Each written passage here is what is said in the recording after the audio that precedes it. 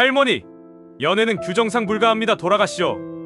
그의 말은 얼음 같았고 눈빛은 벽처럼 단단했다. 대위는 군모를 정자세로 눌러쓰고 차디찬 정문 앞에서 두 손을 가슴 앞으로 모았다. 하지만 그의 정중함은 예의가 아닌 거절을 위한 연추에 불과했다. 이곳은 훈련 중입니다. 개인의 감정은 통하지 않아요. 그 말 끝엔 얕은 비웃음이 섞여 있었다. 그녀가 떨리는 손으로 도시락을 들어 보였을 때 그는 고개를 돌렸다. 반입도 안 됩니다. 감정으로 규정을 뒤엎을 수는 없으니까요. 하얀 눈발이 그녀의 어깨에 소복이 쌓이는 동안 그는 단 한 번도 눈을 마주치지 않았다. 그는 몰랐다. 지금 그 앞에 선 이 노인이 누구의 어머니인지, 그리고 단 몇 분 뒤 그의 목소리마저 떨리게 할 이름이 어디로부터 걸려올지. 눈 오는 날 손자를 보러 간 부대에서 이유 없이 쫓겨난 할머니의 충격적인 정체. 지금 바로 시작합니다. 새벽 4시, 저는 벌써 깨어 있었어요. 평창의 12월은 정말 춥습니다. 창문에 성에가 두껍게 끼어서 바깥이 하얗게 보여요. 하지만 추위 때문에 깬 게 아니었어요. 마음이 무거워서 잠이 오지 않았거든요. 벌떡 일어나 방문을 열자 차가운 바람이 얼굴을 때렸어요. 어머머, 진짜 춥네. 나도 모르게 중얼거렸습니다. 76년을 살면서 이런 추위는 이미 익숙해졌는데 오늘은 왜 이렇게 마음까지 시린지 모르겠어요. 부엌으로 향하는 발걸음이 무거웠습니다. 어젯밤 받은 그 전화가 대속 머릿속에 맴돌았어요. 민수부대에서 온 차갑디 차가운 목소리가 귓가에 또렷하게 남아 있었습니다. 현재 대관첩 작전 훈련 중이라 면회는 불가능합니다. 그때 제 가슴 안에서 뭔가가 툭 하고 끊어지는 소리가 들렸어요. 부엌 창문을 통해 밖을 내다봤습니다. 우리 밭이 하얗게 눈에 덮여 있었어요. 지난주까지만 해도 배추를 수확하느라 바빴는데 이제는 겨울잠에 들어간 고요한 모습이었습니다. 나는 가스레인지에 불을 켰어요. 우리 민수가 잘 먹고 있을까? 혼잣말이 새어나왔습니다. 입대한 지 한 달이 넘었는데 연락 한 번 없었어요. 처음에는 바쁠 거라고 생각했어요. 군대라는 곳이 워낙 규칙이 엄하다고 들었거든요. 하지만 며칠 전부터 걱정이 커지기 시작했습니다. 밤에 잠들려고 누우면 민수 얼굴이 자꾸 떠올랐어요. 입대하던 날 아침, 제가 끓여준 미역국을 후루룩 먹던 모습이요. 그때 민수가 말했어요. 할머니, 걱정 마세요. 금방 휴가 나와서 올게요. 그런데 지금까지 소식이 없으니 제 마음이 어떻겠어요. 그래서 어제 용기를 내서 부대에 전화를 걸었어요. 떨리는 손으로 번호를 눌렀던 기억이 생생해요. 여보세요. 최민수라는 병사 할머니인데요. 면회 신청을 하고 싶어서요. 목소리가 떨렸어요. 전화기 너머 남자의 목소리는 차갑기만 했습니다. 할머니, 죄송하지만 현재 훈련 중이라서 면회가 어렵습니다. 그래도 잠깐만이라도 볼 수 있을까요? 도시락이라도 전해주고 싶어서요. 규정상 불가능합니다. 양해 부탁드립니다. 전화가 끊어졌어요. 그 순간 마음이 확 무너져 내렸습니다. 허탈했어요. 76년을 살면서 이렇게 차갑게 거절당한 적이 별로 없었거든요. 냄비에 물을 끓이면서 생각했어요. 내가 뭔가 잘못했나? 민수가 무슨 일이라도 생긴 건 아닐까? 불안한 마음이 자꾸 커졌습니다. 나는 평생 이 평창고원에서 살았어요. 고랭지 농사를 지으며 두 아들을 키웠습니다. 철호와 영우. 두 아들 모두 훌륭하게 자라서 지금은 장군이 되었어요. 철호는 합참 전략본부장까지 올랐고 영우는 해병대에서 장성 계급을 달았습니다. 가난한 농사꾼의 아들들이 그렇게 높은 자리까지 오른 거예요. 그 시절을 떠올리면 지금도 눈물이 나요. 겨울이면 영하 20도까지 내려가는 추위 속에서도 바치를 했어요. 손이 얼어서 호미를 제대로 잡을 수 없을 때도 많았습니다. 그래도 포기하지 않았어요. 엄마, 추우면 들어가세요. 어린 철호가 털장갑을 가져다 주던 모습이 아직도 선해요. 엄마는 괜찮아. 우리 철호. 영어 공부만 열심히 해. 그렇게 말하면서도 속으로는 얼마나 힘들었는지 몰라요. 하지만 그 모든 고생이 값진 결실을 맺었어요. 두 아들이 군인의 길을 선택했을 때도 저는 자랑스러웠습니다. 우리나라를 지키는 일이니 얼마나 보람찬가. 그런 마음이었어요. 그런데 이제 손자 민수까지 군대에 갔습니다. 늦둥이 아들 영호의 아들이에요. 20살이 되자마자 할머니, 저도 나라를 지키고 싶어요. 라고 말하던 의젓한 모습이 기억나요.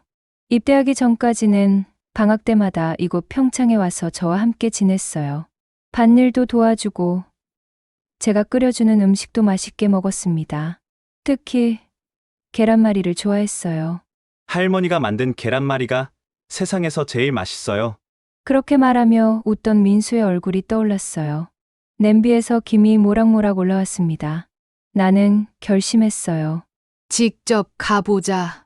전화로는 안 된다면 직접 가서 민수를 만날 거예요. 도시락을 싸서 가져다 줄 거예요. 마음을 정하고 나니 오히려 기분이 좋아졌습니다. 그래. 우리 민수 얼굴이나 보자. 혼자 중얼거리며 미소를 지었어요. 냉장고를 열어 재료들을 하나씩 꺼냈습니다. 계란, 파, 당근, 그리고 지난주에 수확한 배추로 담근 김치까지. 민수가 좋아하는 걸로 해야지. 손놀림이 빨라졌어요. 76세의 나이가 무색할 정도로 손이 재빨랐습니다. 평생 농사 지으며 단련된 손이었거든요. 계란을 풀면서 생각했어요. 평창에서 강원도 최전방까지는 꽤 먼 거리예요. 버스를 여러 번 갈아타야 할 거예요. 나이가 76세인데 그 먼 길을 혼자 갈 수 있을까? 잠깐 망설였어요. 하지만 곧 고개를 저었습니다. 뭔 소리야. 평생 이 추위 속에서 농사 지으며 살았는데 그 정도 길 못 갈까? 계란말이가 노릇노릇하게 익어갔어요. 향긋한 냄새가 부엌을 가득 채웠습니다. 김치도 잘 익은 걸로 골라서 통에 담았어요. 지난 가을에 담근 김치인데 아삭아삭한 소리가 들릴 정도로 맛있게 익었어요. 감자도 몇 개 삶았습니다. 우리 밭에서 기른 감자예요. 크기는 작지만 속이 알차고 달아요. 민수가 어릴 때 이 감자 얼마나 좋아했는데. 기억이 새록새록 떠올랐어요. 도시락 싸는 일에 온 마음을 쏟았습니다. 정성이 가득 들어갔어요. 할머니가 손자에게 줄 수 있는 최고의 선물이었거든요. 시계를 보니 벌써 5시가 넘었어요. 첫 차를 타려면 서둘러야 했습니다. 옷을 갈아입었어요. 가장 따뜻한 패딩 점퍼를 입고 목도리도 두툼한 걸로 골랐습니다. 평창의 겨울 추위를 아는 사람이라면 절대 가볍게 나갈 수 없거든요. 가방에 도시락을 차곡차곡 넣었어요. 흔들리지 않도록 조심스럽게 포장했습니다. 마지막으로 거울을 봤어요. 76세 할머니의 모습이 거기 있었어요. 주름진 얼굴이지만 눈빛만큼은 또렷했습니다. 정자야, 힘내자. 나 자신에게 말했어요. 현관문을 나서는 순간 차가운 바람이 얼굴을 때렸어요. 하지만 이상하게 마음은 따뜻했습니다. 손자를 만나러 가는 길이었거든요. 버스 정류장까지 걸어가면서 생각했어요. 민수야, 할머니가 간다. 조금만 기다려. 발걸음에 힘이 들어갔어요. 하늘에는 별이 아직 남아 있었어요. 새벽 공기는 차갑지만 맑았습니다. 이제 긴 여행이 시작될 거예요. 하지만 두렵지 않았어요. 평생 이 척박한 고원에서 살아온 제게 못할 일이 어디 있겠어요. 손자를 향한 사랑이면 어떤 어려움도 이겨낼 수 있을 거예요. 평창 버스터미널에 도착했을 때 시계는 새벽 5시 30분을 가리키고 있었어요. 터미널 안은 한산했습니다. 이른 시간이라 사람이 거의 없었어요. 형광등, 불빛만 차갑게 공간을 비추고 있었습니다. 매표소로 향하는 발걸음이 떨렸어요. 정말 갈 수 있을까? 순간 마음이 움츠러들었습니다. 76세의 나이에 혼자서 그 먼 길을 간다는 게 갑자기 무모하게 느껴졌어요. 하지만 가방 속 도시락을 생각하니 다시 용기가 났습니다. 어디까지 가세요? 매표소 아주머니가 물었어요. 졸린 눈으로 저를 바라보는 표정이었습니다. 강원도 최전방 부대 근처까지요. 춘천까지 가면 될까요? 아, 그럼 춘천행표 드릴게요. 거기서 갈아타시면 됩니다. 아주머니의 목소리가 조금 더 다정해졌어요. 할머니 혼자 이른 시간에 어디를 가는지 궁금해하는 것 같았습니다. 혹시 군대 면회 가시는 거예요? 네, 손자가 군대에 있어서요. 아이고. 그래요. 멀리 가시는구나. 조심히 가세요. 아주머니가 환하게 웃으며 표를 건네주었어요. 그 따뜻한 미소에 제 마음도 한결 가벼워졌습니다. 표를 받아들고 대합실로 갔어요. 딱딱한 플라스틱 의자에 앉아 기다리면서 주변을 둘러봤습니다. 몇 명 안 되는 사람들이 각자 조용히 앉아 있었어요. 한쪽에는 작업복을 입은 아저씨가 깜빡깜빡 졸고 있었고, 다른 쪽에는 큰 가방을 든 젊은 여자가 핸드폰을 보고 있었습니다. 나는 가방을 무릎에 올리고 꽉 안았어요. 민수야, 할머니가 정말 간다. 마음속으로 중얼거렸습니다. 그때 옆자리에 앉아 계시던 할아버지가 말을 걸어왔어요. 할머니, 이른 시간에 어디 가세요? 손자 면회 가는 길이에요. 아, 그래요. 군대에 있나 보네요. 할아버지의 얼굴에 따뜻한 미소가 번졌어요. 그분도 아마 손자가 있으실 것 같았습니다. 네, 강원도 최전방에 있어요. 어머, 그 먼 데까지 혼자 가세요. 괜찮으시겠어요? 할아버지가 걱정스러운 표정을 지었어요. 괜찮아요. 우리 손자 보러 가는 건데 뭐가 힘들겠어요. 그렇게 말하면서도 속으로는 조금 불안했어요. 평창에서 강원도 최전방까지는 정말 먼 거리였거든요. 버스 오네요. 할아버지가 창밖을 가리키며 말했어요. 정말로 춘천행 버스가 들어오고 있었습니다. 하얀 숨을 내뿜으며 천천히 정류장에 멈춰 섰어요. 가슴이 두근거렸습니다. 이제 정말 떠나는 거예요. 버스에 올라타면서 기사 아저씨가 말했어요. 할머니, 어디까지 가세요? 춘천까지요. 아, 네. 자리 편한 곳으로 앉으세요. 버스 안은 따뜻했어요. 히터가 잘 켜져 있어서 얼었던 몸이 금세 풀렸습니다. 창가 자리에 앉아 가방을 옆에 놓았어요. 버스가 출발하자 창밖으로 평창의 겨울 풍경이 지나갔습니다. 눈 덮인 산들이 하얗게 빛나고 있었어요. 내가 태어나서 자란 곳이구나. 감회가 새로웠어요. 76년을 여기서 살면서 이렇게 멀리 떠나는 건 처음이었거든요. 두 아들이 군대에 있을 때도 면회는 가까운 곳에서만 했었어요. 버스가 산길을 올라가기 시작했어요. 구불구불한 길을 따라 오르락내리락하니 조금 멀미가 났습니다. 하지만 참을 만했어요. 이때 앞자리에 앉은 아주머니가 뒤돌아보며 말했어요. 할머니, 괜찮으세요? 얼굴이 조금 안 좋아 보이는데요. 아, 괜찮아요. 차 타는 게 익숙하지 않아서요. 물 드실래요? 아주머니가 물병을 건네주었어요. 그 친절함에 마음이 따뜻해졌습니다. 고맙습니다. 물을 조금 마시니 속이 한결 나아졌어요. 어디 가시는 길이에요? 손자 면회 가는 길이에요. 아이고. 그래요. 혼자서 힘드시겠네요. 아주머니의 목소리에 진심 어린 걱정이 묻어났어요. 괜찮아요. 우리 손자가 군대에서 고생하는데 이 정도야 뭐겠어요. 그 말을 하면서 가슴이 뭉클했어요. 정말 그랬어요. 민수가 추운 최전방에서 나라를 지키고 있는데 할머니가 이 정도 길 못 갈 이유가 있을까요? 버스는 계속 산길을 달렸어요. 창밖으로 보이는 풍경이 점점 바뀌었습니다. 평창의 고원지대에서 벗어나 다른 지역으로 들어가고 있었어요. 이때 과거 기억들이 하나씩 떠올랐어요. 철호와 영호가 어렸을 때 일들이요. 겨울이면 영하 20도까지 내려가는 평창에서 두 아들을 키우는 일이 얼마나 힘들었는지. 엄마, 추워요. 어린 철호가 떨리는 목소리로 말하던 게 기억났어요. 그때 저는 아이들을 꼭 안아주면서 말했어요. 괜찮아. 엄마가 있잖아. 하지만 속으로는 얼마나 마음이 아팠는지 몰라요. 가난해서 제대로 된 난방도 할 수 없었거든요. 그런데도 두 아들은 씩씩하게 자랐어요. 공부도 열심히 했고 효심도 깊었습니다.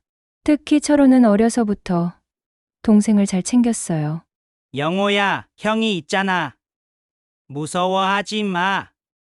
그런 말을 하면서 동생 손을 꼭 잡고 다니던 모습이 선해요.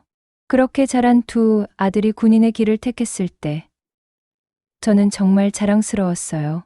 어려운 환경에서도 나라를 위해 봉사하겠다는 마음을 가진 거잖아요. 버스가 춘천에 도착했어요. 할머니, 춘천이에요. 아주머니가 알려주었어요. 아, 고맙습니다. 덕분에 편안하게 왔어요. 버스에서 내리면서 인사를 했어요. 춘천 터미널은 평창보다 훨씬 컸어요. 사람들도 많았고 버스도 많았습니다. 어디로 가야 할지 잠깐 헤맸어요. 그때 터미널 안내소 직원분이 다가왔어요. 할머니, 어디 가시는 거예요? 강원도 최전방 부대 근처에 가려고 하는데요. 아, 그럼 고성방면으로 가는 버스를 타셔야 해요. 저쪽 5번 승강장에서 출발해요. 친절하게 길을 알려주었어요. 고맙습니다. 5번 승강장으로 향하면서 마음이 두근거렸어요. 이제 정말 민수가 있는 곳에 가까워지고 있었거든요. 고성행 버스에 올라타니 승객들이 더 다양했어요. 군인 가족들로 보이는 사람들도 몇 명 있었습니다. 한 아주머니는 큰 도시락을 들고 있었고 다른 아주머니는 과일 상자를 안고 있었어요. 나만 이런 마음이 아니구나. 위안이 되었습니다. 버스가 출발하자 창밖 풍경이 또 바뀌기 시작했어요. 점점 군사시설들이 눈에 들어왔습니다. 철조망, 초소, 그리고 군용 차량들. 이제 정말 가까워졌구나. 가슴이 벌렁거렸어요. 얼마나 갔을까요? 버스가 한 정류장에 멈춰 섰어요. 최전방 부대 근처입니다. 기사 아저씨가 큰 소리로 외쳤어요. 드디어 도착했어요. 버스에서 내리는 순간 차가운 바람이 얼굴을 때렸습니다. 평창보다도 더 추운 것 같았어요. 주변을 둘러보니 정말 삼엄한 분위기였어요. 철조망이 끝없이 이어져 있고 경계 초소들이 곳곳에 보였습니다. 민수가 이런 곳에서 생활하고 있구나. 새삼 대단하다는 생각이 들었어요. 눈이 내리기 시작했어요. 하얀 눈송이들이 하늘에서 떨어져 내렸습니다.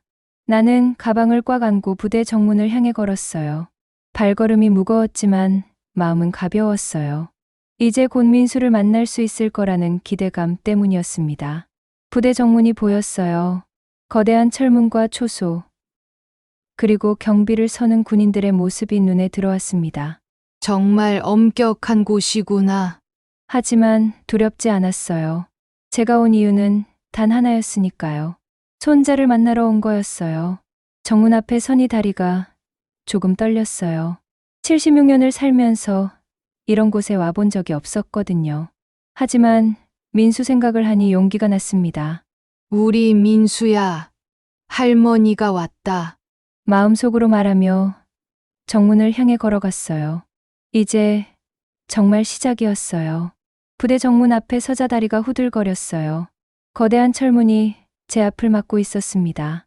그 위로 철조망이 끝없이 이어져 있었어요. 초소에서는 군인 2명이 경비를 서고 있었습니다. 정말 들어갈 수 있을까? 순간 마음이 작아졌어요. 하지만 가방 속 도시락을 생각하니 다시 용기가 났습니다. 민수가 좋아하는 계란말이와 김치가 들어 있었거든요. 초소로 천천히 걸어갔어요. 경비병 중 한 명이 저를 발견하고 다가왔습니다. 어린 얼굴이었어요. 민수 또래로 보였습니다. 할머니, 어디 가시는 거예요? 목소리는 정중했지만 경계하는 기색이 역력했어요. 최민수 병사 면회 왔어요. 떨리는 목소리로 말했습니다. 경비병이 고개를 갸우뚱했어요. 면회 신청하셨나요? 어제 전화로 신청했는데 안 된다고 하더라고요. 그래서 직접 왔어요. 잠시만요. 경비병이 초소 안으로 들어가 무전기를 들었어요. 뭔가를 보고하는 것 같았습니다. 나는 그 자리에 서서 기다렸어요. 눈이 계속 내리고 있었어요. 하얀 눈송이들이 제 어깨와 머리에 쌓이기 시작했습니다. 추웠어요. 하지만 민수를 만나야 한다는 마음 때문에 견딜 수 있었어요. 몇 분 후 경비병이 나왔어요. 죄송하지만 상관에게 보고해야 할 것 같습니다. 잠시만 기다려 주세요. 네. 고개를 끄덕였어요. 기다리는 동안 마음이 불안했습니다. 혹시 그냥 돌려보내는 건 아닐까? 민수를 만날 수 없는 건 아닐까? 걱정이 꼬리를 물고 이어졌어요. 그때 위병소에서 한 장교가 나왔습니다. 키가 크고 늠름한 모습이었어요. 계급장을 보니 대위였습니다. 그가 저에게 다가왔어요. 안녕하십니까. 저는 이 부대 작전 담당 장현우 대위입니다. 정중하게 인사했지만 표정은 차가웠어요. 네. 안녕하세요. 무슨 일로 오셨는지요? 현우의 목소리에는 격식이 느껴졌어요. 사무적이고 딱딱했습니다. 손자 최민수 면회 왔어요. 면회 신청은 하셨나요? 어제 전화로 했는데 안 된다고 하더라고요. 현우가 눈썹을 찌푸렸어요. 그럼 왜 오셨습니까? 전화로 안 된다고 했으면 안 되는 거 아닙니까? 그 말에 제 가슴이 철렁했어요. 너무 차가운 말투였거든요. 그래도 한 번만 보면 안 될까요?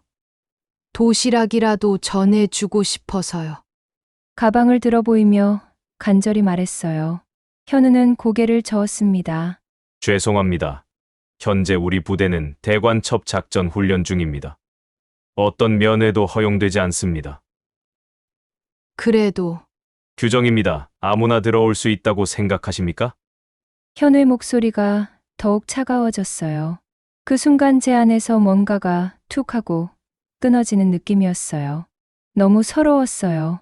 평생 이렇게 차갑게 대우받은 적이 없었거든요. 저는 그냥 손자가 보고 싶어서 온 할머니예요. 목소리가 떨렸어요. 눈물이 날 것 같았습니다. 현우는 제가 들고 있는 종이를 봤어요. 그 종이가 뭡니까? 면회 신청서요. 떨리는 손으로 종이를 내밀었어요. 현우가 받아서 살펴봤습니다. 그의 얼굴에 당황스러운 표정이 스쳤어요. 최철호, 최영호 장군 모친이라고 되어 있는데 네. 제 아들들이에요. 증명할 수 있습니까? 현우의 목소리에 의심이 묻어났어요. 마치 제가 거짓말을 하는 것처럼 말하는 거였어요. 가슴이 아팠어요. 증명이라니 저는 그냥 할머니인데요. 죄송하지만 확인할 수 없는 신원입니다. 규정상 면회를 허용할 수 없습니다. 현우가 단호하게 말했어요. 그 말을 듣는 순간 힘이 빠졌어요. 76년을 살면서 이렇게 무력감을 느낀 적이 없었어요. 그럼 도시락이라도 전해줄 수는 없나요? 마지막 희망을 걸고 물었어요. 그것도 안 됩니다. 외부 음식물 반입은 금지되어 있습니다. 현우의 대답은 여전히 차가웠어요. 나는 그 자리에 서서 어떻게 해야 할지 몰랐어요. 이렇게 멀리까지 와서 그냥 돌아가야 하는 건가요? 민수를 한 번도 보지 못하고. 할머니, 안타깝지만 돌아가셔야 할 것 같습니다. 현우가 말했어요. 하지만 나는 움직일 수 없었어요. 다리에 힘이 들어가지 않았거든요. 이럴 수는 없어. 마음속으로 중얼거렸어요. 평생 척박한 고원에서 농사 지으며 살아온 제가 이 정도로 포기할 수는 없었어요. 두 아들을 장군으로 키운 제가 손자 하나 못 만나고 돌아갈 수는 없었습니다. 조금만 기다려 주세요. 간신히 목소리를 짜냈어요. 현우가 의아한 표정을 지었습니다. 뭘 기다리시겠다는 겁니까? 나는 대답하지 않았어요. 대신 가방을 뒤적이기 시작했습니다. 현우가 경계하는 눈빛으로 제 행동을 지켜봤어요. 가방 안에서 오래된 피처폰을 꺼냈어요. 요즘 스마트폰과는 다른 버튼식 휴대폰이었습니다. 현우의 표정이 더욱 의아해졌어요. 나는 전화번호부를 열었어요. 손가락이 떨렸지만 차근차근 스크롤을 내렸습니다. 철호라는 이름이 나타났어요. 통화 버튼을 눌렀어요. 신호음이 울렸습니다. 현우는 여전히 저를 바라보고 있었어요. 그의 표정에는 약간의 호기심과 경계심이 섞여 있었습니다. 부대 주변은 고요했어요. 오직 바람 소리와 멀리서 들려오는 훈련 소리만이 공간을 채우고 있었습니다. 나는 전화가 연결되기를 기다렸어요. 마음이 두근거렸어요. 이게 마지막 희망이었거든요. 만약 이것마저 안 되면 정말 그냥 돌아가야 했어요. 민수를 보지 못한 채로 말이에요. 신호음이 계속 울렸어요. 현우는 제 옆에서 기다리고 있었어요. 그의 눈빛에는 여전히 의심이 서려 있었습니다. 제발 받아줘. 마음속으로 간절히 빌었어요. 눈은 계속 내리고 있었어요. 제 어깨와 머리에 눈이 점점 더 쌓여갔습니다. 추웠지만 참을 수 있었어요. 이 추위쯤이야 평창의 겨울에 비하면 아무것도 아니었거든요. 신호음이 멈췄어요. 드디어 전화가 연결된 거예요. 현우가 더욱 주의 깊게 제 대화를 들으려고 했어요. 여보세요? 전화기 너머로 익숙한 목소리가 들렸어요. 철호의 목소리였어요. 제 큰아들 합참 전략본부장의 목소리였습니다. 철호야, 엄마야. 어머니, 지금 어디 계세요? 철호의 목소리에 놀라움이 묻어났어요. 민수 부대 앞이야 면회 왔는데 안 된다고 하네. 어머니가 거기까지 가셨다고요? 철호의 목소리가 급해졌어요. 현우가 제 대화를 더욱 자세히 듣고 있었어요. 그의 표정이 조금씩 변하기 시작했습니다. 그래. 우리 민수 보고 싶어서 왔는데 규정 때문에 안 된다고 하더라. 알겠습니다, 어머니. 그 자리에 계세요. 제가 지금 갑니다. 그래. 기다릴게. 전화를 끊었어요. 현우가 저를 빤히 바라보고 있었어요. 그의 얼굴에는 혼란스러운 표정이 역력했습니다. 할머니, 지금 누구와 통화하신 겁니까? 현우의 목소리에 긴장감이 묻어났어요. 우리 큰아들이요. 그나들이 누구시라고요? 최철호요. 합참에서 일하는. 현우의 얼굴이 하얗게 변했어요. 그 이름을 모르는 군인은 없을 테니까요. 삼성 중장 최철호, 합참, 전략본부장 최철호. 그가 제 아들이었어요. 현우는 말을 잇지 못했어요. 그제야 제가 거짓말을 하지 않았다는 걸 깨달은 것 같았습니다. 잠시 확인해 보겠습니다. 현우가 황급히 무전기를 들었어요. 그의 손이 떨리고 있었어요. 나는 그 모습을 보며 조금씩 안도했어요. 이제 민수를 만날 수 있을 것 같았거든요. 하지만 아직 끝난 게 아니었어요. 진짜 중요한 건 이제부터였어요. 현우가 무전기로 급하게 뭔가를 보고하고 있었어요. 그의 목소리가 점점 떨리고 있는 게 느껴졌습니다. 대대장님, 위급 상황 발생했습니다. 민간인 방문자가 합참 전략본부장님 어머니라고 주장하고 있습니다. 무전기 너머로 잠시 정적이 흘렀어요. 나는 위병소 의자에 앉아 조용히 기다렸습니다. 몸은 추웠지만 마음은 차분했어요. 15분 정도 지났을까요? 갑자기 부대 전체의 사이렌이 울렸어요. 날카로운 소리가 하늘을 찢었습니다. 현우의 무전기에서 급박한 목소리가 들려왔어요. 전 부대 비상. 사단장님 도착 예정. 합참 전략본부장님 동행. 현우의 얼굴이 하얗게 질렸어요. 그가 저를 바라보는 눈빛이 완전히 달라졌습니다. 이제는 경계심이 아니라 당황과 두려움이 서려 있었어요. 정말 오는구나. 마음이 뭉클했어요. 철호가 바쁜 일을 제쳐두고 이곳까지 오고 있는 거였어요. 멀리서 차량 소리가 들렸습니다. 여러 대의 차가 빠른 속도로 이쪽으로 오고 있는 것 같았어요. 현우가 다른 간부들과 함께 정문 앞에 도열했습니다. 모두들 긴장한 표정이었어요. 검은 세단 대가 부대 정문 앞에 멈춰 섰어요. 첫 번째 차에서 사단장이 내렸습니다. 별 2개가 달린 소장이었어요. 그리고 두 번째 차에서 철호가 내렸어요. 어깨에 별 3개가 반짝이고 있었습니다. 제 아들이었어요. 가슴이 뭉클해졌어요. 60대 중반의 나이지만 여전히 늠름한 모습이었습니다. 완벽하게 다림질된 군복과 당당한 자세가 위엄을 느끼게 했어요. 부대 간부들이 일제히 경례를 올렸습니다. 철호는 가볍게 경례를 받은 후 주변을 둘러봤어요. 어머니는 어디 계십니까? 철호의 목소리는 부드럽지만 권위가 느껴졌어요. 위병소에 계십니다. 중장님. 사단장이 재빨리 대답했어요. 철호가 바로 위병소로 향했습니다. 그의 걸음은 빠르고 단호했어요. 위병소 문이 열렸어요. 철호가 들어와서 저를 발견했습니다. 제가 창가에 앉아있는 모습을 보더니 잠시 멈춰 섰어요. 그의 강인한 얼굴에 순간 감정이 스쳤습니다. 존경과 사랑, 그리고 미안함이 섞인 복잡한 표정이었어요. 어머니, 철호가 제게 다가왔어요. 그리고 다음 순간 모든 사람을 놀라게 하는 일이 벌어졌습니다. 삼성 중장 최철호가 제 앞에서 두 무릎을 꿇고 고개를 숙였어요. 어머니, 죄송합니다. 제가 늦었습니다. 그 모습을 본 순간 눈물이 핑 돌았어요. 제 아들이었어요. 아무리 높은 자리에 올라도 제게는 그냥 아들이었습니다. 괜찮다. 철호야. 엄마가 갑자기 온 거니까. 철호의 어깨에 손을 올렸어요.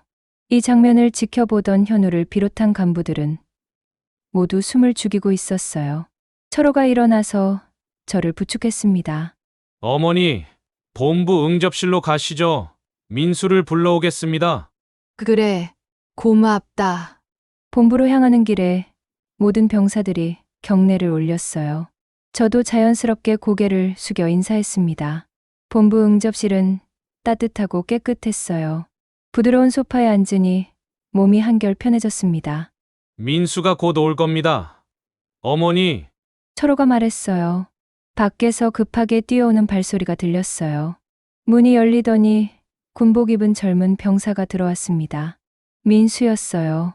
할머니, 민수가 놀란 표정으로 저를 바라봤어요. 우리 민수야. 가슴이 벅차올랐어요.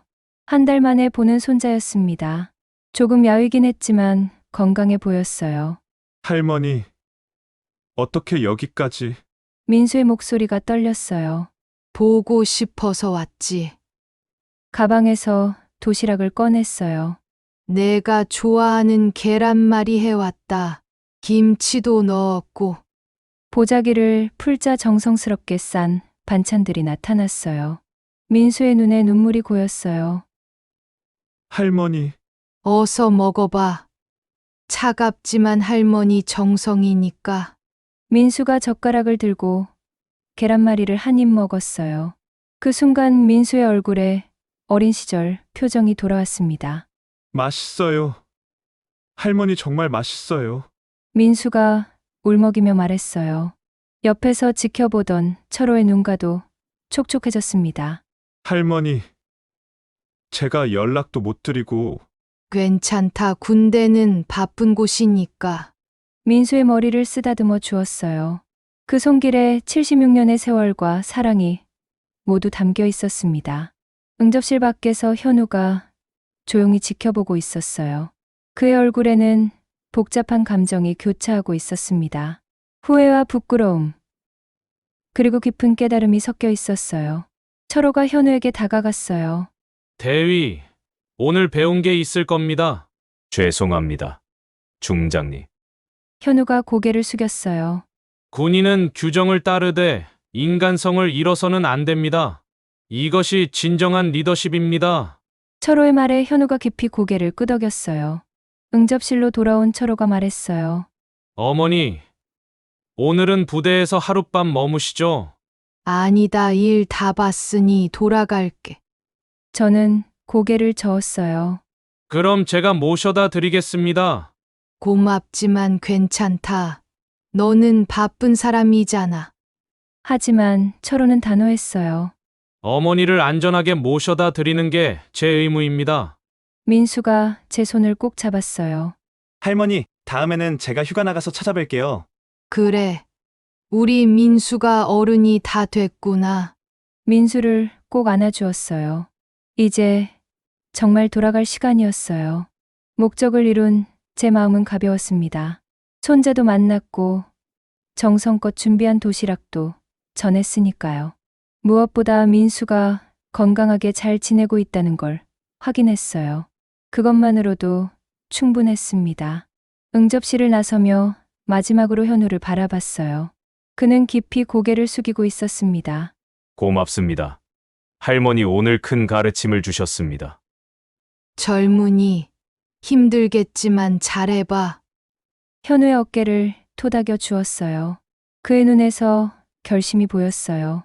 오늘 일을 계기로 더 나은 장교가 되겠다는 의지였습니다. 차에 오르기 전 부대를 한 번 더 둘러봤어요.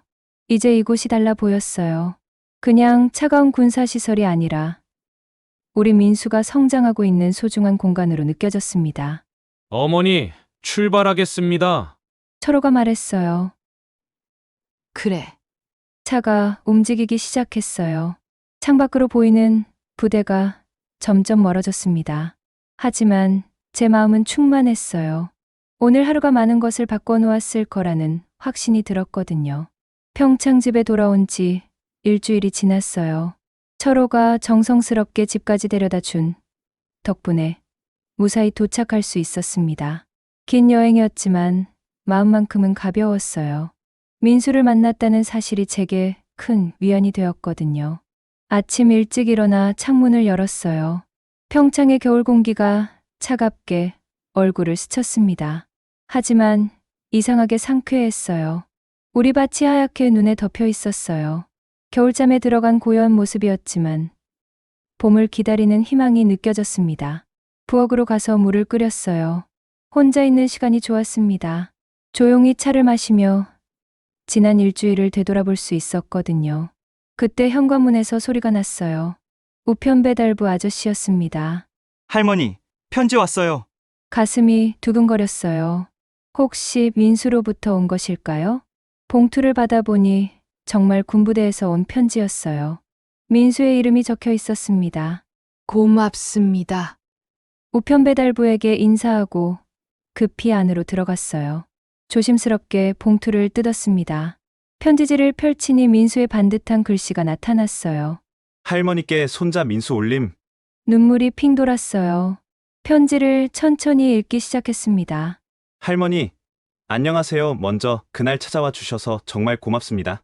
할머니 덕분에 우리 부대가 많이 변했어요. 제 마음이 따뜻해졌어요.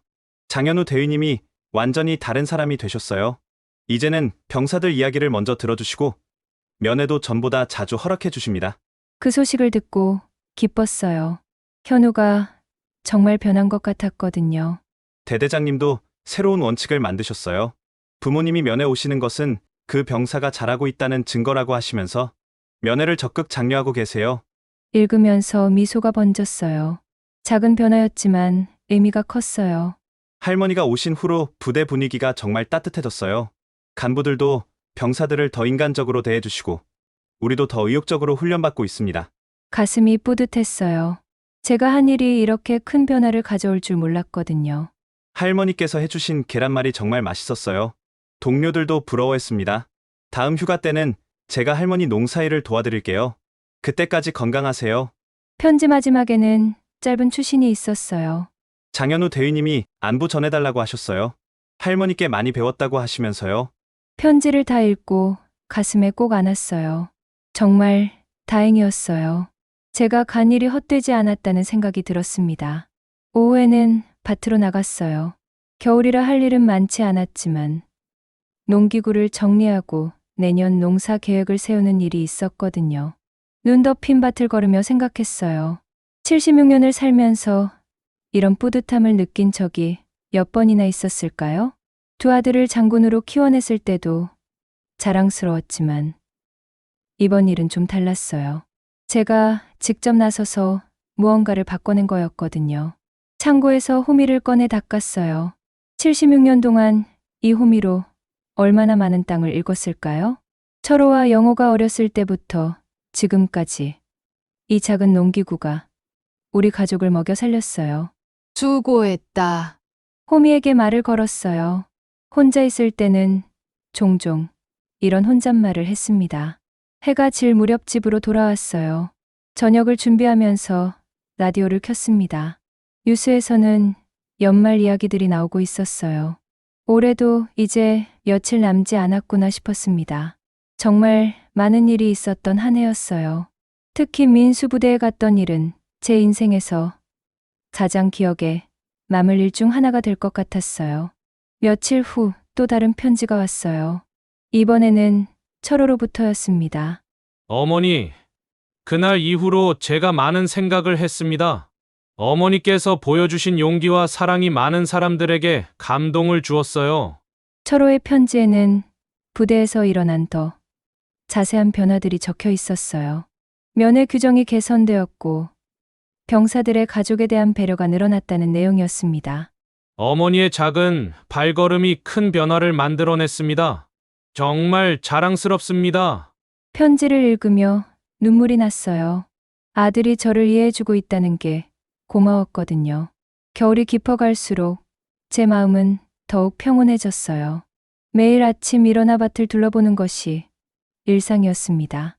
눈 속에서도 생명의 기운을 느낄 수 있었어요. 땅 속에서는 분명 새로운 생명들이 봄을 준비하고 있을 거예요. 어느 날 아침, 이웃 아주머니가 찾아왔어요. 정자 언니, 며칠 전에 텔레비전에서 봤는데 언니 이야기 나오던데요? 제 이야기요? 깜짝 놀랐어요. 네. 군부대 면회 관련해서 좋은 변화가 있었다고 하더라고요. 혹시 언니가 민수 면회 갔던 일이랑 관련 있는 거 아니에요? 아주머니의 말을 듣고 신기했어요. 제가 한 일이 이렇게까지 알려진 줄 몰랐거든요. 그냥 손자 보고 싶어서 간 건데 뭐 그리 대단한 일이라고. 아니에요. 언니 정말 용기 있는 일이었어요. 76세의 그 먼 길을 혼자 가다니. 아주머니가 진심 어린 표정으로 말했어요. 우리 같은 나이에는 집에서 손자 기다리기만 하잖아요. 그런데 언니는 직접 찾아가셨으니까. 그 말을 듣고 생각해 봤어요. 정말 그랬나요? 제가 용기 있는 일을 한 걸까요? 그냥 손자가 보고 싶어서 간 것뿐인데. 별거 아니에요. 그냥 할머니 마음이었을 뿐이에요. 그 할머니 마음이 대단한 거죠. 아주머니가 웃으며 말했어요. 그날 밤 잠자리에 누워 생각했어요. 제가 정말 대단한 일을 한 걸까요? 아니면 그냥 당연한 일을 한 걸까요? 잘 모르겠었어요. 하지만 한 가지는 확실했어요. 제가 한 일로 인해 많은 사람들이 행복해졌다는 거였어요. 민수도, 현우도, 그리고 부대의 다른 병사들과 가족들도. 그것만으로도 충분했어요. 연말이 다가왔어요. 평창에도 눈이 더 많이 내렸습니다. 집 주변이 온통 하얀 세상이 되었어요. 마지막으로 민수에게 편지를 썼어요. 민수야, 연말 잘 보내고 새해에도 건강하게 지내거라. 할머니는 여기서 너를 응원하고 있단다. 편지를 쓰면서 미소가 났어요. 내년에는 민수가 휴가를 나와 함께 농사일을 도와줄 거라는 생각에 기분이 좋아졌거든요. 그때 평창의 아름다운 고원을 민수에게 보여줄 수 있을 거예요. 제가 평생 일궈온 이 땅을, 제가 사랑하는 이 풍경을 말이에요. 밤하늘을 올려다봤어요. 별이 반짝이고 있었습니다. 그 별빛 아래서 저는 새로운 다짐을 했어요. 내년에도 건강하게 지내서 민수를 맞이하자고. 그리고 앞으로도 제가 할 수 있는 일이 있다면 주저하지 말고 하자고. 나이가 76세라고 해서 할 수 없는 일은 없으니까요. 사랑하는 마음만 있다면 무엇이든 할 수 있을 거예요. 눈 덮인 밭을 바라보며 생각했어요. 겨울이 지나면 봄이 올 거예요. 그때 이 땅에서 새로운 생명들이 자라날 거예요. 그것처럼 제가 뿌린 사랑의 씨앗도 계속 자라날 거라고 믿어요. 민수와 현우, 그리고 그들을 통해 더 많은 사람들에게 전해질 거예요. 그 생각만으로도 마음이 따뜻해졌어요. 내일도 좋은 하루가 될 것 같았습니다.